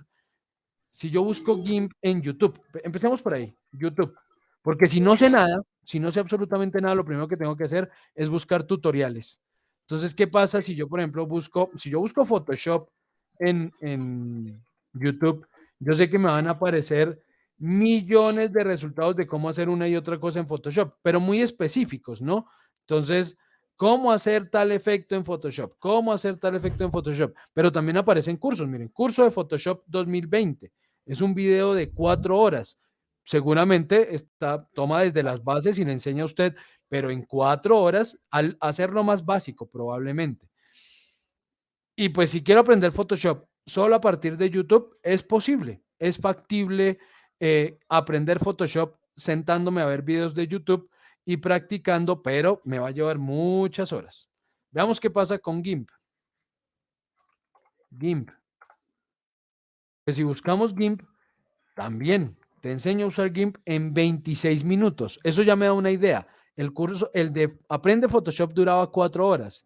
El de GIMP hay video de 26 minutos, hay video de 21 minutos, mega curso. Bueno, estos son 77 videos, supongo que es súper complejo. Este video dura, bueno, este también dura 4 horas. GIMP, clase de dibujo y calco de imágenes, ok. Cómo crear líneas, bueno, estos ya son de efectos específicos, pero vemos que hay tutoriales en cantidad, o sea, no me voy a varar por eso. Si yo quiero hacer algo específico en GIMP, muy probablemente encuentre un video tutorial que me enseñe a hacerlo. ¿Qué pasa con las redes sociales? Voy a buscar aquí en Facebook Photoshop. Busquemos en Facebook Photoshop. Busquemos grupos de Photoshop. Entonces, tutoriales de Photoshop e Illustrator, aprende diseño gráfico, diseño y cursos de Photoshop, curso completo de Adobe Photoshop, After Effects, no sé qué, Photoshop e Illustrator, aprende fotografía, Photoshop 0, perdidos Photoshop, Adobe After Effects, no sé qué, Photoshop, hay cantidad de grupos y muy seguramente si me meto a cualquiera de esos grupos, en cualquiera podrán ayudarme, que no, que es que yo tengo la foto de los guantes y de los gorritos que tejí y entonces yo quiero mejorarles el color, quiero que se vean más bonito el color, más vivo el color. Pues la gente cuando no tiene ni idea de edición de imagen, pues obviamente no conoce los términos técnicos, entonces me dice, es que yo quiero que los colores se vean más vivos, ¿sí? Ok, entonces, ¿cómo hago que los colores se vean más vivos? Seguramente si ustedes preguntan en cualquiera de estos grupos, alguien les va a decir, sí, eso lo puede hacer por niveles, vaya por tal lado, o vea este tutorial, o me podrán ayudar. Si buscamos GIMP, aquí GIMP GNU, busquemos grupos, también. Entonces, tutoriales GIMP, GNU, Octave, no, esta es otra cosa. Ya no hay tantos. Gimnasio, esto ya son colegios, gimnasio, gamer. Bueno, ahí no hay tantos, pero hay uno en español al menos, digamos, tengo un grupo en español, Tutoriales GIMP, y es un grupo con, bueno, 277 miembros. Gracias, grupo, estoy aprendiendo y cuál es la mejor manera de poner fondo a una imagen. ¿Sí ven? Esto es a lo que me refiero con comunidad. Le respondieron un comentario, sé más específico. Bueno, ahí no está como tan activa la comunidad. Pero bueno, digamos que hay comunidad y en algún momento alguien me podrá ayudar. No, y hay más grupos. Realmente es que aquí busqué. Ahora, obviamente, hay más grupos en inglés. Busquemos solo GIMP. Es que también busqué muy específico como GIMP GNU. Grupos. GIMP Learning Group. Bueno, un grupo en inglés, pero bueno, no está de más hacer la traducción. GIMP e Inkscape en español. Entonces veamos, por ejemplo, este grupo. Entonces alguien preguntará, ilustración vectoral, hay tutoriales. Buenos días, ¿alguien sabe por qué no me aparece la ventana de trayecto en Inkscape? Ok. ¿Me puede dar unas clases de GIMP? Hay 3 comentarios, mire. Este es un buen lugar para aprender, le enlazan un tutorial, busca tutoriales en YouTube, hay suficientes para ser maestro, y en fin. Entonces, quiere decir que hay comunidad detrás, mientras que para la mayoría de estas herramientas, Canva también tiene una comunidad grande, seguramente eso es parte de lo que ha hecho que se vuelva tan popular, que tiene una comunidad grande detrás, pero si yo busco, por ejemplo, ¿cómo era que llamaba? Sí, salgamos de aquí. Funky, pues es poco probable, creería yo, que haya una comunidad fuerte detrás de esa herramienta, como para que si me pierdo, pues alguien me pueda ayudar, ¿no?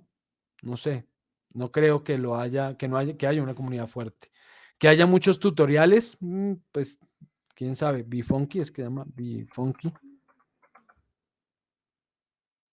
Bueno, aquí hay uno, cómo editar imágenes en Funky. Ah, bueno, no, pero sí hay, miren, tutoriales Funky 2016, herramienta digital básica para docentes inexpertos, editar fotos en Funky. Bueno, tutoriales al menos hay. Entonces, bueno, al menos yo sé que si decidí usar esta herramienta, por algún lado voy a encontrar guías, tutoriales, de pronto encuentre algún grupo en alguna red social, en Telegram, en Facebook, en Instagram, en algún lado, voy a encontrar algún grupo en el que me puedan ayudar y eso es lo que a mí me permite realmente tomar la decisión de si uso una herramienta o no. A mí me preguntan mucho sobre herramientas de modelado 3D, entonces me dicen, yo no sé nada de modelado 3D, ¿empiezo con Blender o empiezo con 3 Studio Max? En el caso cualquiera, uno diría, cualquiera, ambas tienen una comunidad grandísima, ambas herramientas son súper potentes, ambas herramientas tienen una curva de aprendizaje larga, le va a llevar mucho tiempo aprender. Piensa en SketchUp, porque SketchUp es una herramienta mucho más sencilla, que usted aprende a usar SketchUp en una semana, mientras que yo llevo 20 años estudiando 3 Studio Max y no lo sé al 100%. Entonces, ahí no es por la comunidad, ahí es por la curva de aprendizaje. ¿Cuál herramienta es más fácil de aprender que otra? Ahí está, eso es lo que les va a permitir a ustedes tomar la decisión de con cuál herramienta me enfrento, especialmente si no sé. La curva de aprendizaje, qué tan fácil o difícil será aprender y la comunidad que esa herramienta tenga detrás para asegurarme de no quedar varado en algún punto, porque es el problema cuando empezamos a aprender.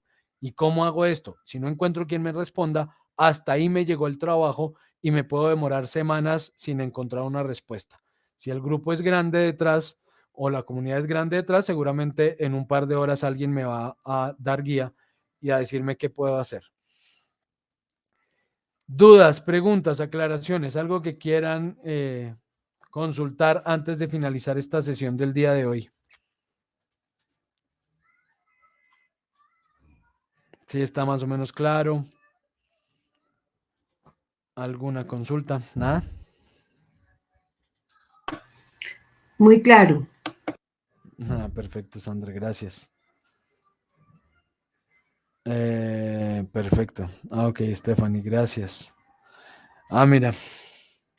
Profe, al tomar una foto directamente desde una cámara digital, ¿es mejor en RAW que JPG para editar en programa?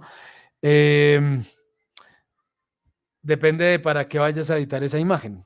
Digamos que si la imagen, tú quieres tener el nivel máximo de control sobre esa imagen, uno edita el RAW. Sí, claro, porque es que el RAW guarda toda la información de color, luz, etcétera, etcétera, del momento en el que fue capturada la imagen. Por eso el RAW pesa tanto. O sea, el RAW de una foto usualmente pesa 100 megas, ¿sí? 80 megas, 100 megas, son súper pesados porque guardan muchísima información. Entonces el RAW a mí me permite controlar todos los aspectos de la imagen. Lo que pasa es que el RAW es un formato de imagen lineal. Es un cuento bien largo y un poco complejo porque requiere mucha teoría detrás, pero lineal se refiere a sin ningún tipo de postproducción. Él simplemente abrió el obturador, capturó toda la información que pudo durante el tiempo de obturación de color, luz, profundidad de la imagen, es un poco de conceptos de fotografía. Todo eso lo capturó durante ese instante, cerró el obturador y toda esa información la guardó en un archivo gigante de 100 megas que es el RAW. ¿Qué pasa con el JPG? La cámara tiene un editor incluido. Entonces ella coge el RAW, empieza por procesos que ya están programados dentro, edita ese RAW y lo convierte en una imagen y se ve bien en pantalla. ¿Sí? Que él sabe, la cámara sabe que se va a ver bien en pantalla y eso lo convierte en un JPG. El JPG ya tiene producción. El JPG, postproducción, perdón. El JPG ya está editado, mientras que el RAW no tiene todavía ninguna edición. Eso es información lineal. Como llegó, la guardó. ¿Sí? Entonces, digamos que depende de para qué sea la imagen. Si yo la voy a editar porque la voy a ver en pantalla y es que le tomé las fotos a mi amiga en su boda y entonces son las fotos para que ella las guarde, pues yo edito el JPG porque no necesito saber demasiado de edición. Solamente un conocedor de fotografía en fotografía puede editar un RAW porque hay que hacerle 1000 cosas para que la imagen se vea bien. Hola, Lesbia, ¿cómo vas? Hola, profe, buenos días. Buenos días. Bueno, yo voy a ser muy sincera. Todo este tema, para mí me cuesta mucho. Sí. Yo soy mala tomando una selfie. Cuestión generacional, me imagino. Entonces yo todo este tema, a mí lo que me lo maneja es mi sobrina. Yo le estuve comentando que ella es la que me hace los posts. Y la cuestión, el problema que tenemos es que ella está en Maracaibo. Sí. Entonces yo intenté enviarle los videos, se acuerda que yo le pregunté, pero no sé cómo sacarlos de Classroom porque son muy pesados. Entonces me dice, cuando los intento sacar, me dice el teléfono que carga muy pesada y en realidad no he hecho nada. Me gustaría poderle enviar. Ella trabaja con Photoshop. Ella me dijo que el logo ella lo hizo en Photoshop. Pero yo le digo, hazme un post y lo quiero así, y ella me lo envía. Mira, yo quiero esta imagen y ella me lo envía. Yo no estoy manejando esta parte. Entonces, para mí es bastante complicado. Hoy me habló en chino. Ya. Pero bueno, igualito uno tiene que saber un poquito, y yo cuando hago una foto, pues intento la cámara, dice que tiene 4 cámaras, yo no sé cuál utilizo. El celular dice que tiene 4 cámaras y mi mamá, ¿para qué 4 cámaras? No sé para qué coño son 4 cámaras, pero bueno. Entonces, pero sí me interesa, profe, hablar de lo otro, de lo de la página y eso. No sé si lo puedo llamar más tarde. Sí, para esos temas podemos hablar luego. A ver, te cuento. Primero, por partes. Primero, Okay, el tema de los videos. Sí, desafortunadamente, pues como ya no tenemos la posibilidad de grabar las sesiones en Meet, que era lo que hacíamos siempre y era perfecto porque compartíamos el video por Drive de una, pues estas sesiones pesan muchísimo. Es decir, este video de 2 horas queda pesando como 1,5 gigas. Esos son impresionantemente pesados. O 1 giga, creo que te quedan pesando las 2 horas. Alternativas. Bueno, ella podría meterse en Classroom, es una posibilidad porque es que ese Classroom está abierto, uno no puede cerrarle el acceso a Classroom a nadie y ustedes tienen el código para unirse al Classroom. Ella podría unirse en Classroom y ver desde allí los videos para que ella haga la descarga directamente ella de los videos. ¿Sí? Eso nosotros no tenemos eso restringido de ninguna manera. Sí, usted me puede enviar ese código. Yo intenté, pero no supe hacerlo. ¿Será que me puede enviar el código para yo enviárselo a ella? O sea, tú no estás en Classroom. Sí, yo estoy. ¿Cómo hago para compartir el código? Sí, yo estoy. Bueno, no, ahorita ¿Cómo hago para compartirlo? El código. Ahí aparece una opción de de compartir. Espérate, te digo de una vez, el Classroom es... Ah, mira, es este, BFXETTF.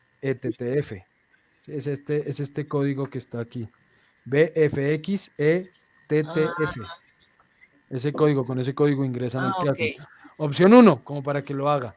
Yo, la verdad, es que creo, porque ya mi Drive también se llenó para compartir los videos, creo que yo voy a seguir subiendo o voy a subir los videos de todas las sesiones a YouTube. Lo voy a hacer así porque es que ya el Drive está lleno. Entonces me va a tocar es en el YouTube de mi Perfecto, correo del SENA, montar los videos de todas las sesiones en YouTube y les comparto más bien los enlaces al video en YouTube. Y lo dejo abierto para que lo vea todo el mundo. Creo que lo voy a hacer más bien de esa manera. perfecto. Entonces, así pues podrían ver los videos en cualquier parte. Profe, pero en teoría se supone que el drive que tenemos con la cuenta de Micena, los que tenemos correo de Micena, es ilimitado, creo. Ya no. ¿Ya no? Ah, No, ok. ahora el SENA ya no le está pagando a Google, entonces ahora los correos Micena solo tienen 20 gigas. Tienen un poquito más que los normales que tienen 15, que los personales, pero 20 gigas. Tampoco es que tenga almacenamiento ilimitado. Y por ejemplo, yo en el del SENA, en el de Micena, tengo almacenadas 70 gigas de videos y ya a toda hora me están llegando correos. Haga backup, descargue esto porque dentro de poco se le va a borrar todo lo que de 20 gigas para atrás, todo se le va a borrar. Entonces no se confíen mucho con el correo Micena. Por otro lado, dile a tu sobrina que en la medida de lo posible haga Sí. el logo vectorial, porque hacerlo como imagen significa que ese logo no va a ser escalable. Entonces, les va a funcionar bien para aplicaciones chiquitas. Pero en el momento en que necesitan ustedes ese logo grande, les toca volverlo a hacer. ¿Sí? Entonces, que mejor procure hacerlo vectorial y que no lo haga en Photoshop. No es la herramienta. Photoshop no es la herramienta para hacer logos. Justamente por ese tema. Photoshop lo guarda como imagen y la imagen no es escalable.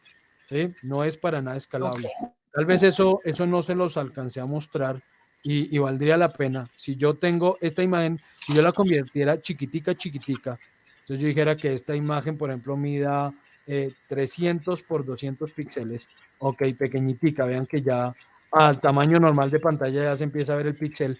Y yo después dijera, ay, no, la quiero hacer grandota otra vez. Entonces yo le dijera, no, voy a hacerle esta imagen, la voy a llevar otra vez a 3000 por 2000 píxeles. El programa realmente no va a generar información que no tenga. Lo que hace es promediar píxeles para agregar el nuevo tamaño, para crear el nuevo tamaño, pero pues miren el ojo, que saben que ese ojo se veía un poconón de cosas, ¿cierto? Miren todo lo que veíamos en ese ojo y miren lo que pasó cuando achiqué la imagen y la volví a agrandar. Pues toda la información que se perdió ya no existe.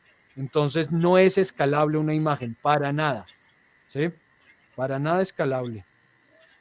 Así que es mejor no hacer logos en Photoshop. ¿Y cuál era la otra pregunta? Tú me hiciste 3 preguntas. Me olvidé la otra. Los cuestiones, ¿cuál fue?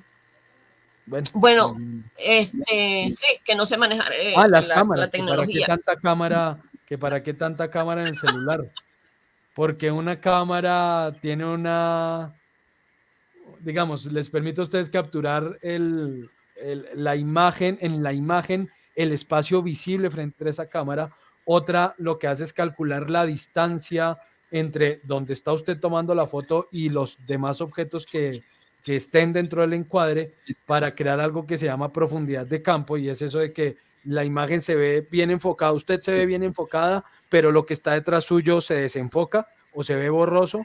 Eso se llama profundidad de campo y eso lo hace una de esas 4 camaritas. Otra le permite tomar fotos de cerquita. Cuando usted quiere tomarse fotos ahí de su uña y pone la cámara a 5 centímetros del dedo, eso solamente lo puede hacer con una de esas cámaras, que es la que tiene el gran angular, me olvidé ahorita cómo se llama esa cámara, que es la que permite capturar de cerca a cerca. ¿Sí es el gran angular? Bueno, no me acuerdo. Y usualmente, a menos que el celular sea de alta gama, usualmente la 4ª cámara realmente no sirve de nada. Hace lo mismo que hace la primera, pero en una buena cámara, esa 4ª cámara se supone captura información de luz, captura información de color, etcétera, que refuerza la imagen final. Pero no en todas las cámaras, la cuarta cámara sirve de algo. Entonces, nada, es eso. Por eso tiene varias cámaras el celular. Entonces, bueno, Ah, bueno, profe, yo les gracias. aviso cuando los videos estén en YouTube. Ok. ¿Alguna otra pregunta? Estoy buscando aquí en el Classroom y yo no veo el código. ¿Me lo puede volver a poner para tomarle una foto? BFXETTF. Ya, una fotico aquí para yo, entonces yo se lo paso a ella. Bueno, a partir de la próxima semana, no de esta, sino de la semana que sigue, vamos a empezar los espacios de asesoría. Los invito a que participen en esos espacios. Es una invitación muy especial porque sé que es el espacio que más útil les va a resultar de todo este curso. Para esos espacios de asesoría, nosotros vamos a habilitar, digamos, en el caso, por ejemplo, de Andrés, que él ya finaliza su contenido teórico, temático, los mismos horarios que él venía trabajando con ustedes, que creo que son lunes y martes en la noche, esos espacios quedarán habilitados para asesoría. En el caso de Javier, creo que igual, posiblemente cada uno de ellos abra un tercer espacio.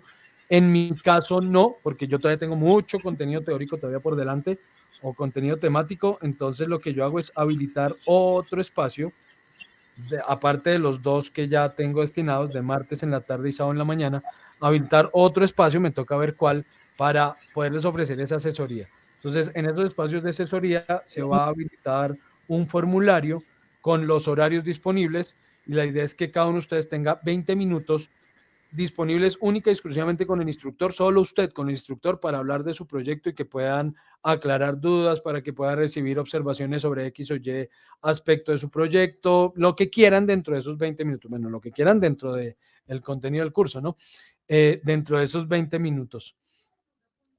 Así que, por ejemplo, entonces Andrés dice, listo, yo voy a seguir trabajando los lunes de 6 a 9 de la noche el lunes. Entonces, por consiguiente, mis espacios son de 6 a 6:20, de 6:25 a 6:45. Siempre se dejan ahí unos minuticos por si se extiende mucho alguna de las sesiones.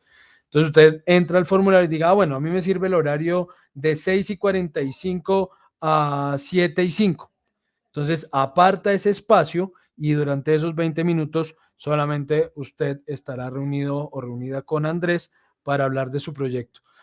Es un espacio súper útil. Por favor, aprovechen esos espacios porque habitualmente ve uno que quedan franjas vacías, ¿sí? Que nadie se programa dentro de ese espacio y pues es triste porque es un espacio destinado única y exclusivamente para ustedes y para sus proyectos, pues es triste que no hagan uso de él. Entonces les recomiendo, les avisaremos obviamente por el grupo, por correo, por todo lo les estaremos avisando cuando inicien esas sesiones de asesoría para que entonces empiecen a apartar esos espacios